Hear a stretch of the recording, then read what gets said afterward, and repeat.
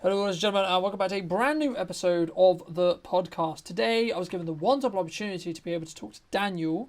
Now, Daniel is from Iron Dragon Design, and I was given the wonderful opportunity a couple of weeks ago to explore what Brunton Media really means in regards to a brand, but also in regards to how we can utilize a brand identity or a brand archetype to actually help with us with our marketing and help showcase what it is we do and why we do it as well. So I also really wanted to kind of use this episode as a way to thank Daniel for his work on it, but also to see and sort of explain a little bit about how I found it as well, and also, of course, add some value to you guys as well as much as we possibly can. So thank you ever so much for coming back and joining me once again. I can't wait to hear what you think of this episode, and now I'm going to hand over to the very kind Daniel, where he'll explain a little bit more about what he does, and I'll see you very soon. Cool. I'm Daniel from Iron Dragon Design. I am a graphic designer and brand strategist based in Bournemouth in the UK. My main role and what I do for my clients is I try to help them understand who they are, why they're doing what they're doing, and how to help that connect visually with their client base so they can make them feel something and hopefully get them on board with whatever it is they're trying to do for them faster. Fantastic, and welcome to the podcast, and thank you for the time. Really appreciate it. It's been a bit of a hectic one for me this morning, as you may know, but also as we briefly discussed before the podcast. And I think it's and I wanted to open up the podcast with it because I think it's a very, very good showcase of how life can suddenly become really busy or suddenly go horribly wrong, right? To give the viewers a bit of background, I had a shoot this morning and I left a microphone at the shoot, so I had to go to that shoot to get a microphone. Very complicated, very fun, very enjoyable. But the point that I'm making here is it's more about problem solving or fixing problems. And yesterday I had a wonderful chat that would have been last week on the podcast with Sarah, who is a lovely marketer and someone who me and Daniel. Yes, indeed.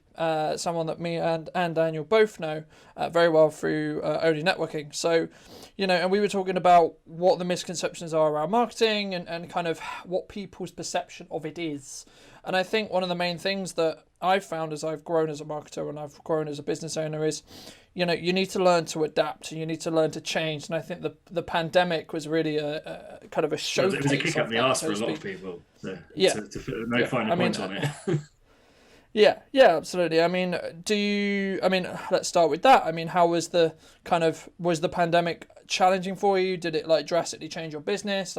How was your business with pre-pandemic in comparison to what it is now? So I was working quite a lot, some of my larger clients were in the travel sector. Which, as you can probably imagine, global pandemic, not ideal. So I lost probably 90% of my major sources of income overnight, which was shit. Really. there's no other real way of putting that. I can't think why. I can't honestly. I've been referring to it as less than ideal, which most people are saying is a bit of an understatement. But yeah. So it was not great. Fortunately, I am a fairly shrewd gentleman, and I had put some bits in place to make sure that if I did have a sudden lack of work for a couple of months, I would have enough, means behind me to make sure I was surviving. So that was great. Glad I did that. That saved my ass really. But it pushed me in a bit of a different direction with my business and with what I actually offer, because at the time I was mainly just offering design. I was mainly doing sort of a lot of e-books, e-documents, e-brochures, that kind of thing, presentation design, a lot of that kind of thing that those sort of bigger sort of corporate areas required to sell their products. Which was great. They paid fairly well, and it was some interesting stuff. I got to learn a few things about some stuff I'd never sort of interacted with it before, but it was not maybe what I felt I wanted to be doing. But at the time, I didn't realize that. And what the actual thing about having all that suddenly drop was it gave me time to actually reevaluate and reassess who I am, what I was doing in this industry, and what I really wanted to do. And that's what pushed me back into the idea of utilizing brand strategy and psychology a lot more in what I'm doing to understand those feelings that we get when we're interacting with brands, when we're understanding and trying to sort of navigate and negotiate our way through buying a product or a service. So getting a bit more time really to have a look at that meant I actually had the ability to push that side of my business further. And actually, I'm very glad I did, because it's put me in a position now where I don't think I would have been had the pandemic not happened. I would have probably just been quite comfortable sitting around and doing all those bits and pieces for those companies, whereas actually having a panic station moment almost pushed me into doing something different and doing something that actually is far closer to my central core desire than what I was doing before. Yeah, I mean, I think it really proves a very interesting principle and a very interesting point from a psychological perspective as a business owner, because a lot of us, we don't know what we can achieve when we don't have to actually achieve it, right? And something that I found in the pandemic, but also recently, and I've kind of built my own psychology and kind of made decisions in the business to make sure that I'm always in this mindset, or try to always be in the mindset of, I need to make revenue. I need to go and hunt for work. I need to go and get more work. I need to up what I'm doing. I constantly need to improve and constantly need to try and do more, because the reality of the fact is we don't know what's coming around the corner. So, okay, yeah, are things going well? Yeah, great, fantastic. But what about next month? What about next year? What about next week? We know each other quite well, but I think for me it's interesting because, I was lucky enough for the listeners' opportunity. I had the wonderful opportunity to spend an afternoon talking with Daniel about my brand Archetype and what Brunton Media really means as a brand and as a business. And I think we both really, really enjoyed it. I don't want to speak for Daniel, but personally, I think it was a really, really enjoyable experience. And, I'd highly recommend it for those who are potentially confused or aren't 100% positive on what it actually means in a core value, and actually getting it into a tactitional document that you can then utilize for your team or utilize for decisions moving forward and constantly check back with. But the main point of why I bring this up is, we explored the concept of brand archetypes, and something I did want to kind of bring to the podcast was what is a brand archetype, because my first interaction with you specifically was through a presentation or an opportunity you had through Only, which was basically to showcase and put out a quiz that, from my understanding, did very, very well, which is great, fantastic, and congratulations. But, for those in layman's terms, what is a brand archetype, so to speak, and then how can people sort of not guess, but like what should they look for to kind of make it align and help it align with what they're doing? So an archetype is essentially a character you place on your brand. The way this really works in sort of the wider marketing and the wider sort of brand sphere is that people react better to characters because or characters that they kind of know than they do to businesses or brands. So a good way of dealing with this, because that sounds like a lot of market speak, is to use an example. So a good example is kind of an Indiana Jones type. Most people, because of how pop culture works and things like that, know who Indiana Jones is as a character and kind of know a few things about him and how he operates. By applying that kind of template to your brand, you get an explorer brand archetype, which is someone who wants to explore, who likes freedom, who likes all that kind of thing.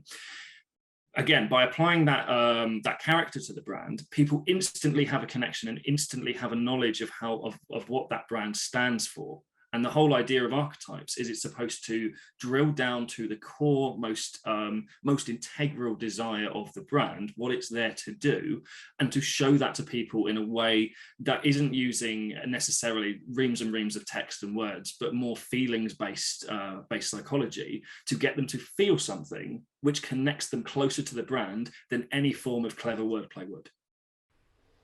Yeah.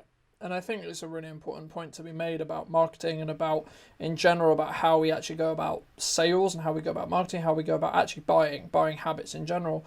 Because whether you're doing this or not, as a human, you have certain biases, right? You have certain traits, you have certain things that you prefer or don't prefer.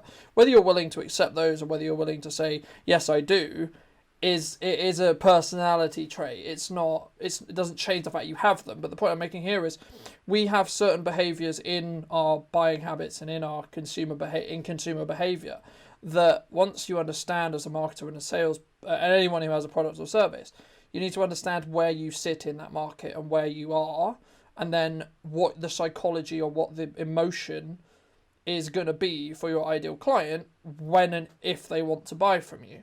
Because once you can do this, you can help them really understand, but you can also be very empathetic with how their situation is. I'll give you an example. A lot of our clients that we work with closely, they start with us and they have a situation where they know their products and service to them is really, really good. In their eyes, they're world class at what they do.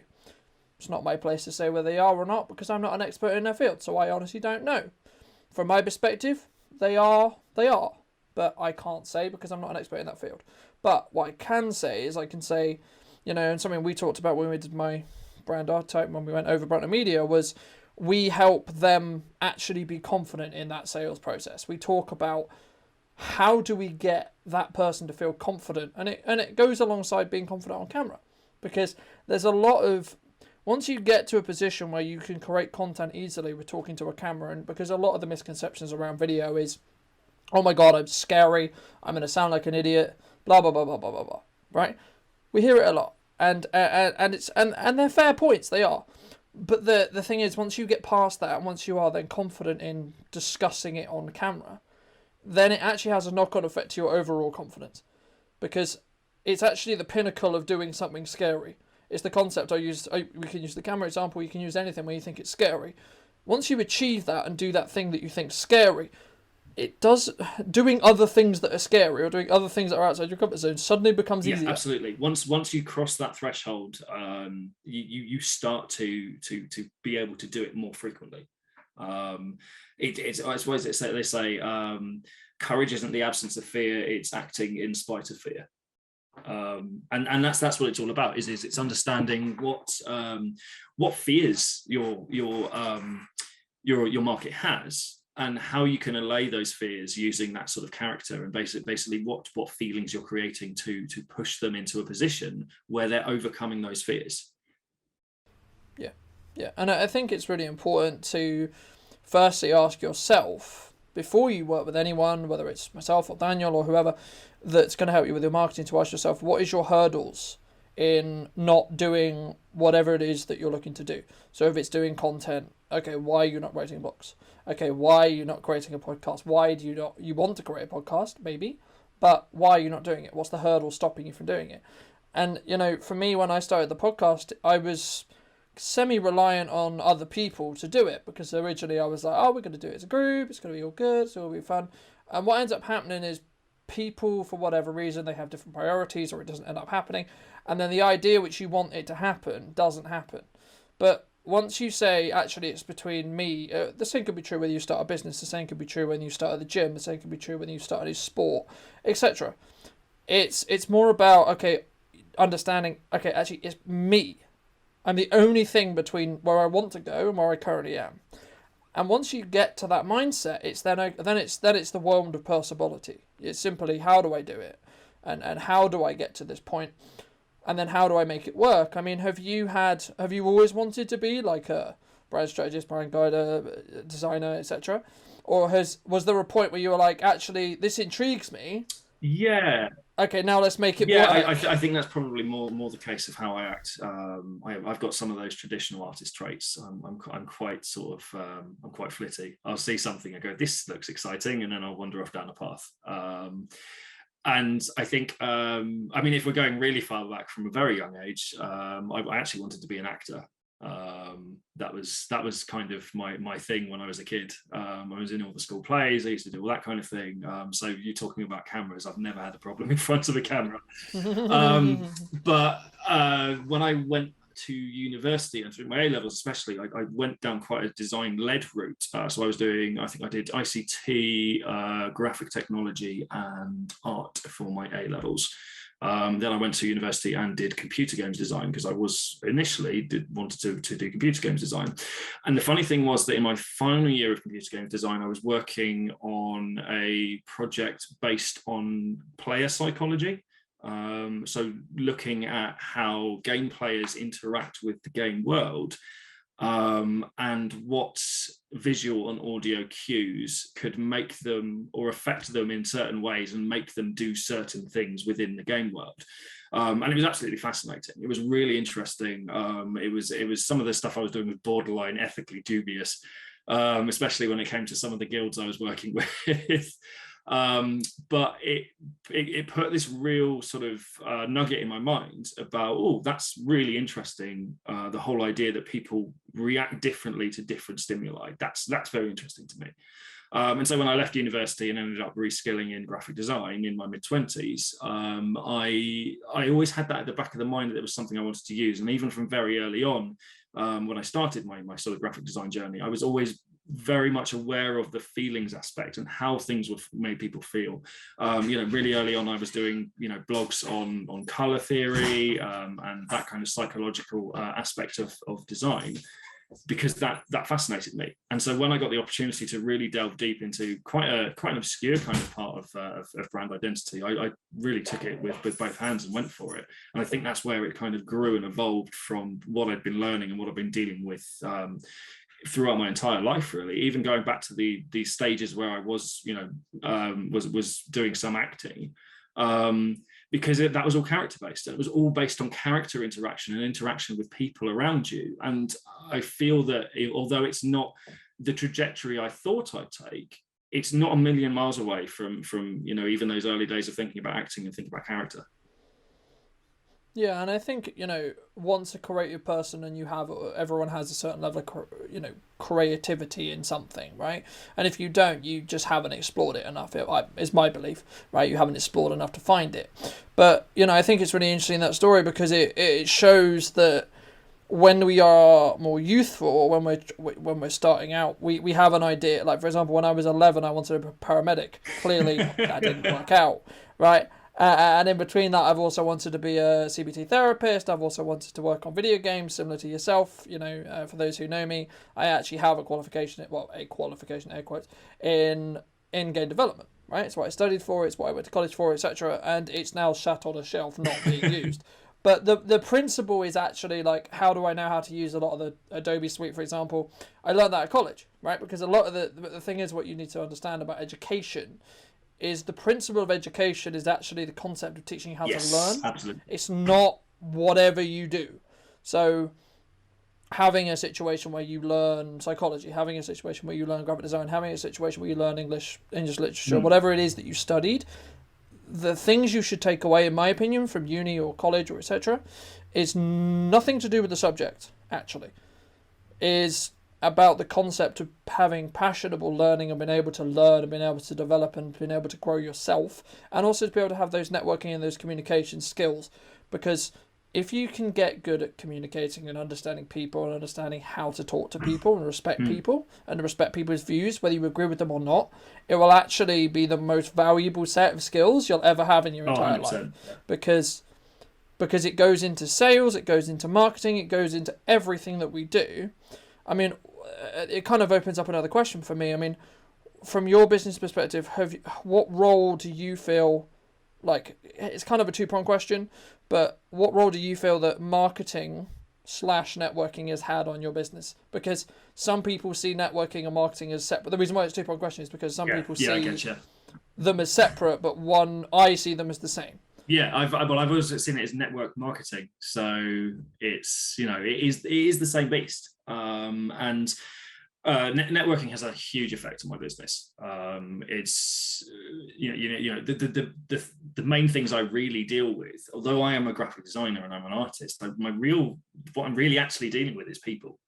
And so therefore, by setting myself in a position where I get the opportunity to talk to lots of people like like yourself, like Sarah, like I think Tracy on the other week, who I also know through networking.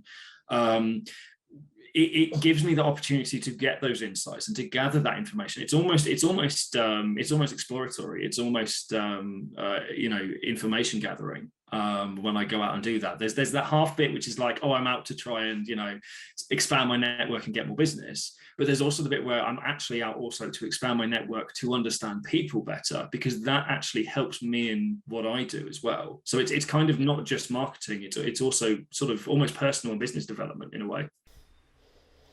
Yeah, and I think, networking is a perfect ground for you to try stuff, because I think there's a misconception sometimes where there's this big emphasis on 1 minute, which leads on to my next question as well.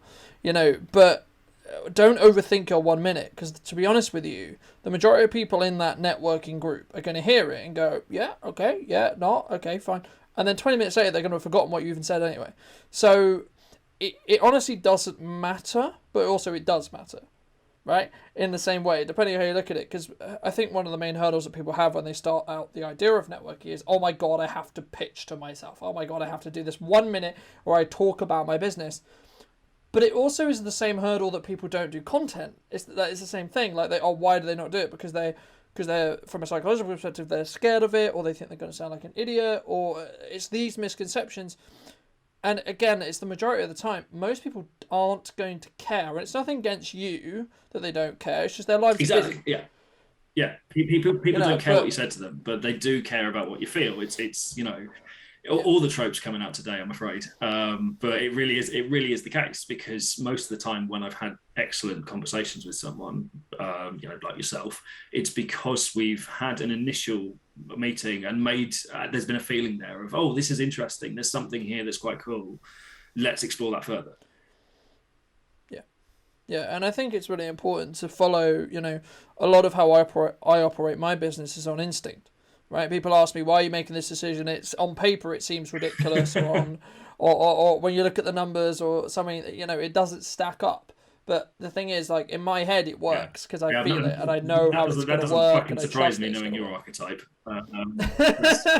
That's very, very, very like what you should be doing. For the listeners' benefit, do you want to go over? Very briefly. Carlton is the hero archetype, which is all about the idea of mastery and leaving a legacy. If any of you have met and spoken to Carlton, you will see how much that fits in like a damn glove. Yeah, it was really interesting for me, because I deliberately, when we did the brand kind of day or the brand afternoon, for me, I deliberately didn't do the quiz. And the reason why I didn't do the quiz, and I would actually recommend, if you're going to go that approach and do a brand adventure or whatever you want to, I've forgotten the actual articulation. Yeah, it's the brand adventure course. Yeah. The brand adventure course. Then, I'd actually recommend don't do the quiz, because you'll go into it to an extent. I think I would have gone into it with I am this thing, right? And then when I come out, I'd have been like, no, but that doesn't connect, or it may have done, right? But if it didn't, I would have gone, oh, it doesn't. So what went wrong, either in the quiz or in the afternoon? And for me, I think it's really important to firstly ask yourself what are your own values, personally, yourself. Especially if you're a director or someone who wants to build a team or wants to build some level of culture in your company. Whether you have a company right now doesn't matter. If you have the vision and the drive and the want to create a vision and create a dream and create a force to get behind with a team, then it's important to understand that wholeheartedly yourself first. Because you can't say to a team, okay, this is where we're going to go, this is what we're going to do, this is what we're going to try to achieve, if you don't know that, right? I always use the analogy of, I want to go to Scotland. You don't need to know which road you're going to go. All you need to know is, I want to go to Scotland. Okay, so head north. That's it. That's all you need to do. And that's what I think people sometimes have a misconception about marketing, or in general in business. They need it all to be planned out. They need it all to be, I do this step, I do this step, I do this step. But unfortunately, that's not reality. Because people would have had, like I use the pandemic as an example, people would have had a plan for 2020. The second the pandemic hit, I'm pretty almost to bet no one went by their plan. Because they had to rip up their plan and start again. Even those people who did well out of the pandemic, because they are around, they did not plan for that. They did not plan to do that well. So you're absolutely right. And the nice thing about the adventurer course is the whole idea of it is it's supposed to act as a compass for you, which is why I'm so glad you said the Scotland North thing. because the whole idea is it's supposed to give you this internalized compass that you can trust to help you make your decisions. So whether that be hiring people for your business, or creating, new graphics, or anything at all really that is involved with something that's going to become a touch point of your brand, if you've got a compass telling you you're going in your true north, you can't go wrong with it. And that's sort of the strength, really. Yeah, and I think it's really important to understand that and appreciate that, but also respect it, right? Like once you know it and you feel it, even if it is this doesn't make logical sense to anyone else, but you feel like it's going to work and you believe it's going to work, then do it, right? That doesn't mean you can just put your feet up and not do anything. Of course, you still have to act, but the concept is, and as I said a little bit earlier, I work so much on instinct now that it's a little bit worrying, to be honest. Because, I just know, okay, I'll give you an example. Do I have a lot of work in theory for this month? No. Am I trusting that it's going to appear? Yes. Yes, I am. Okay. And if I said that to anyone else who hadn't watched me work and hasn't followed my journey and so on, they would look at me and go, "You're quite mad. That you're a little bit insane. I'm a little bit concerned. Do you want me to call someone?" And for me, it's always about those things of understanding what you're actually capable of. And my coach said to me months ago now, actually, I don't know how you do it, but just focus on going and finding work. and after that, I just kind of did it, and then I had loads of work. It was really weird. And I can't teach it, but you get into a rhythm and you kind of build your own process in your own head. And I think it's really important to talk about, because not a lot of people do talk about it. Because there is a lot of times and a lot of days and a lot of weeks. I'm sure you've had it, I've had it, everyone's had it that's been in business for any period of time. I don't know if I'm going to be able to make rent next month. I don't know if I'm going to be able to make XYZ bill. So on. Because it does fluctuate, especially when you grow. And especially when you take on a business, or you take on new premises, you take on a team, etc., whether that's freelance or actually internal or whatever. At that point, you don't know if it's going to work. In most cases, you technically, on paper, you can probably afford it. Maybe not. Maybe you can. Maybe so on. Maybe it's a slight stretch, but okay, that's fine. And the quote I always use, and you can use loads of quotes. I won't even quote one, but basically the point of the quote is, when something feels the scariest to do is exactly the point when you have to do it. Yeah, absolutely. And the reason why I say that is because there's so much in business. Like, you're never going to feel like you're ready to go full time, for example. You can have done all the planning, you could have done all the right, you could have done all the pros and cons, and this is where it's going, and this is how it is, and so on and so on and so on. You can do all of that, but you still have to, at some point, put in your 2-week notice at that job. Absolutely. That's a decision you have to make, and it's not an easy one to make, because you're basically, that piece of paper is cutting away the safety net. That's what it's doing, which is a motivator, but also quite scary. I mean, how was that when you did it? Specifically, I mean, if you I remember it very, very because I was in a job I absolutely hated at the time. I had a director who he and I did not get on. Let's just put it like that. And I think he'd been trying to drive me out of the company for about 6 months at that point. And I'd stubbornly dug my heels in and was going, well, I'm not going anywhere. You're going somewhere. Until one day I thought, why on earth am I doing this to myself? And I kind of had the realization that what I was always after, what my core desire, what I really look for, and what I try and offer people is freedom. Is the freedom to be able to do the things that you wanted to do, to push yourself into those areas you always wanted to go. And so I just one day went, actually, I'm going to go and do this. I'd had at that point a couple of sort of small to medium kind of jobs on the side, a few logo designs, a few leaflets, that kind of thing. And I'd gone, actually, I'm pretty good at this. People are liking what I'm doing. People are paying for it. There's got to be a market for me to do this. So I just handed my notice in one morning. And I had a month's notice at the place I was working at the time. And I lasted 3 days before they just said, go away. Here's all your pay and all your holiday pay backdated. Just go away. So I was a bit lucky in some respects, because I then got a month basically being paid by my previous job to set up my business. But yeah, like, as you say, it was the scariest thing I'd ever done, and it wasn't going to get any more scary, if you see what I mean. So why would I not do it then? It wasn't going to get any less scary, certainly. So why would I not go and give it a go? And that was what, 5 years ago or so that I did that. And yeah, while setting up the business, I've had a few sort of small, part-time bits and pieces I've gone to just to keep the money coming in when things were a little bit tight. But I'm full-time self-employed. I've been doing this for a number of years now, and I'm in a position where I'm stable and comfortable. And that all came off the back of me seeing that fear and raising it and going, all right, then I see this fear. I'm gonna give it a go, because rather than think about what's the worst that could happen, I thought, what's the best that could happen out of this? Yeah, it's that what if I achieve whatever I want to achieve, right? What if I actually pull it off, right? Like, we've talked about my vision, and I've said quite openly what my vision is. So, I want to be Brunton Media to be the biggest media company in the world. Okay, cool. Yes, that's on the record right now, and people will say, oh, well, this day at this time. Okay, fine. If I make it, that's not the point. The point is I have the vision and the goal and the drive to get there. Will I get there? I don't know. We'll find out.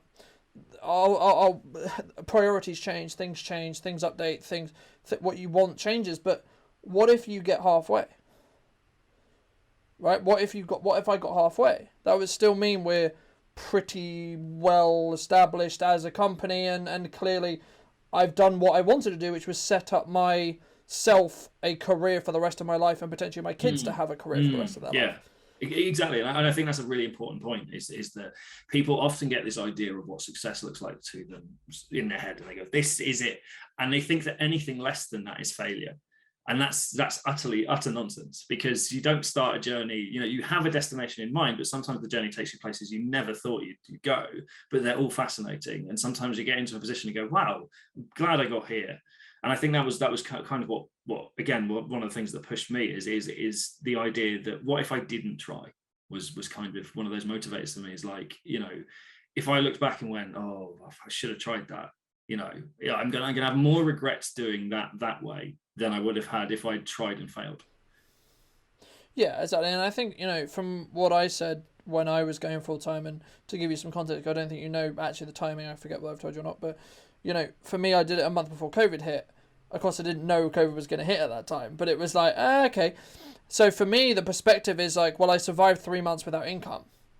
Okay, it was the perfect storm, and okay, it was in a position where I had already prepped for 6 months without income. Okay, because of a different reason, not because of a pandemic, but the reality was the same, right? So for me, it was like, well, I've survived that. So to be honest, bad recession, etc., etc., etc., not really a challenge, to be honest with you, because if I'm making anything, it's better than making nothing for 3 months, right? 3 or 4 months, because, at that time, our only form of income as a company was video production, and video production was illegal, right? Along with half the rest of the jobs on the planet, it was illegal to basically do, in most contexts, right? There was some things you could do, and etc. But the point I'm making there is about understanding the perspective. So once you've gone through that, and once you've been okay from that, the perspective of, this month could be slightly challenging, makes it more of a challenge than something you can't overcome. Yeah, it changes the nature of the challenge. Instead of becoming this massive sort of castle you've got to overcome, it becomes a wall. It becomes something that's more manageable. You go, oh right, this is like the time but not as bad. Right, I know I can do this, because as we spoke about earlier, you've gone through that initial fear process, and you've come out the other side with the confidence to overcome that. Human experience is amazing, because as soon as we experience something, we gain sort of neural pathways, and there's these kind of memories and understandings of them, which kind of change how we see that same scenario in the future. It almost rewrites it entirely in our minds. So if we came up against a global pandemic again, in 5 years' time, you'd be like, cool, I know what I've got to do here. I know what I know what happened last time. I know what the pitfalls are, and I think I can overcome this. And I know I can do what needs to be done. Yeah, absolutely, and I completely agree. I think it's one of those things, as I say, where it's very interesting because you build a level of confidence once you've gone through a load of these things, because you, as you say, you can go back and go, well, it worked out last time, but until you have that experience is the question. And building off a little bit what we talk about going full time, it's the question I asked myself was, either I'm going to do this and fall on my face and have to go get the same job again. Okay, the world does not end. Or I can stay in the same job and I would arguably still be there if I'd ever made the decision, and then regret what if. Then regret what could I have been. Not even a financial perspective, right? Like everyone thinks whenever one discusses that it's about the financial benefit of running your own company and having control over your income and etc. etc. etc. But in reality, it's actually having the freedom to control when you work and how. I think is actually more, to me, is more important. And if your North Star, so to speak, or your driving factor is I want to make X amount of money, that's fine, but it will get quite stale quite quick. Hate to be the bearer of bad news, but it's going to, because yeah, and everyone understands that if you're in business, you are there to make money. Yes, right. But also it's about, they actually want to know the reason behind why you went into business. It's got nothing to do with the fact that you should or shouldn't be paid. You should, right? And you should be paid fairly, and there's a lot of pricing psychology that I'm sure we could spend hours talking about. But the point that is there is, from what I found anyway, business owners really care about your core values and your core reasonings about why you do what you do, why you wake up every day to do what you do. And it's actually got nothing to do with how much the sticker we put on I'll use my analogy from yesterday, the sticker we put on that service or product. Yeah, absolutely. Because funnily enough, talking about it, like the objections to a lot of things are, they sound like they're around price, but they rarely are. They're more generally based around confidence and fear, and this idea of not being able to come out with the perfect outcome.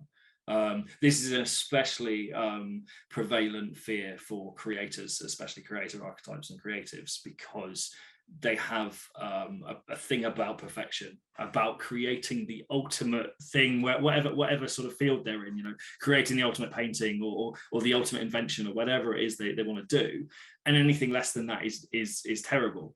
But that's not the case. Creating anything and building anything, business, a sculpture, anything is a marvel and is worth trying, because you don't know what you're going to end up with, and you don't know until you try. And often the worst that can happen is you just end up in the same place you were. Yeah. And the thing is, like, talk about perfection, like the concept of perfection changes as you grow anyway, right? So it's something you can, should you chase perfection? Yes. Should you get perfection? Never, because you won't. Because if you get perfection, you're not growing. Absolutely. Right? Because you're standing still, because you achieved it, right? If you are always trying to get perfection, your definition of it, and as you grow, your definition's going to change, right? Because you'll notice things that you didn't notice beforehand, right? Like, I use the example of, like, if I go back and look at videos or podcasts or whatever it was from a year ago, 2 years ago, 3 years ago, etc., I'm going to go, they're terrible. But that proves that I've got better, right? Because at the time I was like, this is shit. Absolutely. This is amazing, right? This video is incredible. Whether it was or not doesn't matter, because for me it wasn't. Like, it was at that time, but it isn't now. And that's why I always say, at the moment, this is this is my perfection at the moment, right? Like, what I create now is my perfection. Tomorrow, what I create tomorrow will also be my perfection, and so on. It's the same with, like, your relationship to success will change, and etc. And it's something which I learned. I was very lucky enough to learn quite early on, and why? People ask me, because they look at my age, they look at what I've done, they look and they're quite surprised. And it's one of those things where once you understand the psychology, and you understand the processes, it becomes quite easy to actually to have growth, because you just literally ask yourself, how am I going to I'm currently at point A, I want to get to point B. Okay, so now let's work out which step, how many steps are there, and then what are the steps between point A and point B. That's it. And you just do that repeatedly. because you change whatever your point A and point B are. So whatever you're trying to go between, that's what you keep developing, that's what you keep changing. And if you constantly focus on not that you're not good enough, but that you could be better, and it's important to make sure you use the right terminology inside your set, like in your inner talk, because it will have a negative effect if you're like, oh, I'm not good enough, I'm not good enough, I'm not good enough. And I've been in a position, talking about mental health and things like that, of having that internal monologue that tells you you're not good enough. And it is difficult to overcome in quite a lot of respects, but really understanding what your desires are and understanding what you want to get out of things helps you with that, because it means that even if you're taking very small steps, you're pushing them in the right direction. And when you're doing that, it means you will eventually reach a point, a year, 2 years, 5 years down the road, where you'll go, oh wow, I've come a long way. I've come, I never dreamed I'd get to this point, because and you look at it sort of in hindsight and go, oh yeah, I can see all those little steps that I took, those little bits and pieces. Success and this kind of thing is not a giant leap. It's not just something that you take one big step and you suddenly got all your dreams. It's hundreds and thousands of little steps every day in kind of the right direction. And this to me is really what the importance of having a central core kind of alignment with your brand, and understanding where your archetype is, and understanding what you're offering and what you're trying to achieve and what you're trying to create. Really helps you, because it means every little step along the way you go, is this right? Yeah, it is right. Okay. And you have that confidence to keep going and to keep making those little steps until they become huge change. Yeah, I completely agree. And I think it's one of those things where a lot of people, they look at someone else and they go, oh, I'm not as good as that person, I'm not as good as that other person. And that's always going to be an unfair comparison, right? Because they have different responsibilities, they have different drive, they have different skill, they have different wants, they have different needs, etc. So you're not going to ever be able to have a fair comparison. So the only fair comparison is me v me, right? And I think it's and once you have that mindset, and I know we discussed it in the brand explanation and exploring what Brunton Media was, but for me, I don't believe there is a competitor. And it's not because I think I'm quote unquote the best, or I think I'm egotistically the best. No, it's because for the people who connect with me in what we do, there is no other person. Full stop, underline, there isn't. Because I connect with those people, we synergize, it works. We just get to work. It just works, and that's the best way I can describe it. But you also feel it. It goes all back to instinct, and it's funny because all these podcasts lately have been coming around in a nice circle, which is great. But and I think we will wrap up in a minute. But the point that I think if the listener's going to take anything away from this is, that it is about you. It's about your progression, your wants, your needs, and your responsibilities, right? Like, I can give 15 hours to my business every day. Someone else maybe can't. So it's an unfair. Absolutely. This whole idea of we all have the same 24 hours isn't correct, because, as you quite rightly say, everyone's lives are very different, and some people, the people who can go, oh, I can give 100 hours a day to this effectively, I can give 100% of my hours to this, don't have other responsibilities, whereas the people who can't may have other responsibilities they have to deal with that are important to them. And I think that measuring your success against other people's success is quite dangerous in some matters. I mean, by all means, like the whole idea of market research and understanding your market and understanding what's around you is very important, don't get me wrong, but you have to measure against you and understand where you are and where you're going. That's really what your journey is about. Yeah, and I think it's really important to establish what your journey is, and then understand what's around you, but don't let it affect you, I think is the key point there. Right? Because otherwise, all you're going to do is spend so much energy and time looking at what is this person doing? What is that person doing? What is that person? And you won't actually do anything related to your business. I don't, and we've talked about, we won't get into it too much, but my relationship with time and my relationship to competitors is very interesting, because for me, it's quite simple. Either we are working collaboratively to achieve a goal, or we're not. That's it. I'm not going to get angry at you. I'm not going to get upset with you. I'm not going to, etc. If you've quote unquote wronged me, I'm just going to get on with the stuff I've got to do. Because I don't have the time, the energy, or the resources to particularly worry or care about, oh, this person said something bad about me, or this person has, quote unquote wronged me, because I've got stuff to do, right? And that's the reality, And once you have that relationship with time, it's like, okay, if you don't feel that us having a friendship or us having a business relationship or whatever is valuable, that's fine. Absolutely. All the best. Yeah. I've got stuff to do. Yeah. You know where I am. Yeah, like it's as simple as that. Yeah, absolutely. And again, sort of the whole archetype idea is that you will attract the people who are good for you, who synergize with you, because you are going to pass a lot of people on your journey, and sometimes they're not going to be right for you, and you're not going to be right for them, and that is fine. And that's what sort of the whole sort of teaching is about, is to help people understand that it's fine not to get on with everyone. It's fine that not everyone will be an ideal fit for you, because it teaches you about that kind of impact that has on your time, dealing with people who aren't quite right for you, both ways, as a client or a customer, because you just end up spending extra time dealing with something you don't want to be dealing with, and it annoys everyone. So being able to understand that and pass by those kind of relationships early on really helps sort of business grow.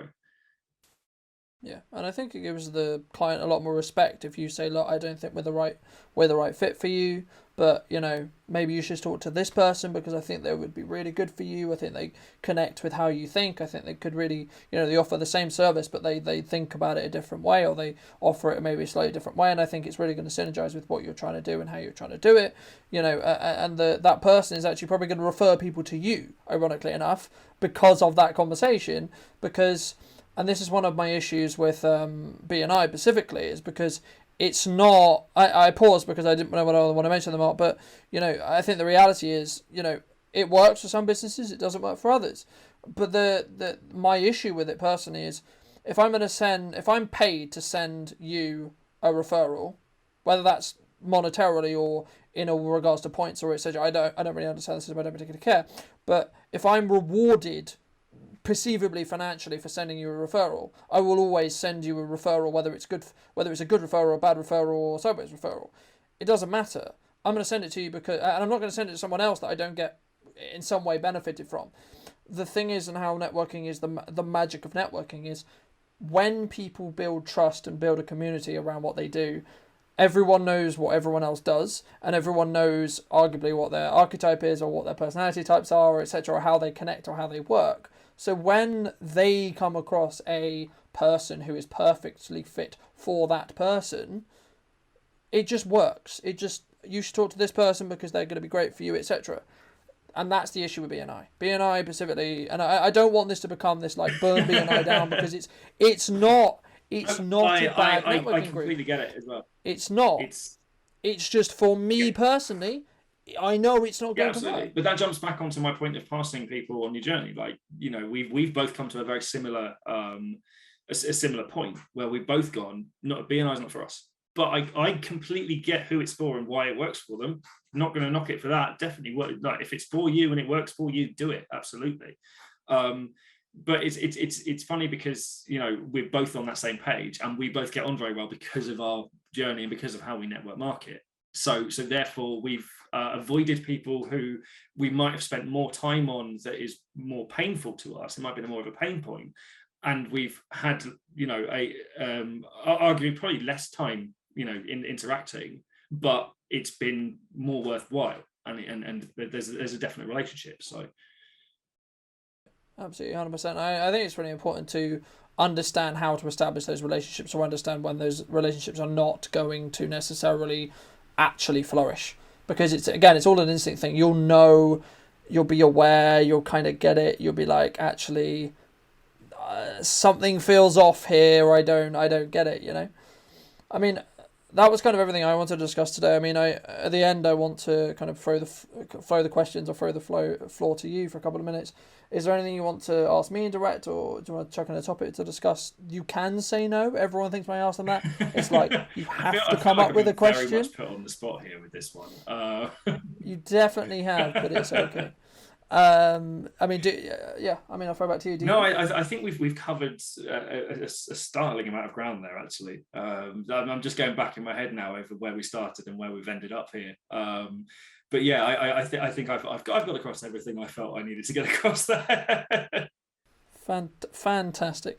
And for those people who are interested, then where can they potentially see the quiz? Where they can potentially reach out to you to just get to know you a little bit more, and potentially then move on to however the relationship would potentially flourish. Talking about relationship building, how can people reach out to start that relationship building activity? So you can find the quiz. It's at irondragondesign.com. Just go to the Archetype section on my website. It's pretty easy to find. You should be able to find it all there. It's also linked in the description. Yes, we will also link it for ease, because this is the future and we can do that. And yeah, reach out on socials. Always a good spot to do. I'm fairly active on social. I like starting conversations on there as well.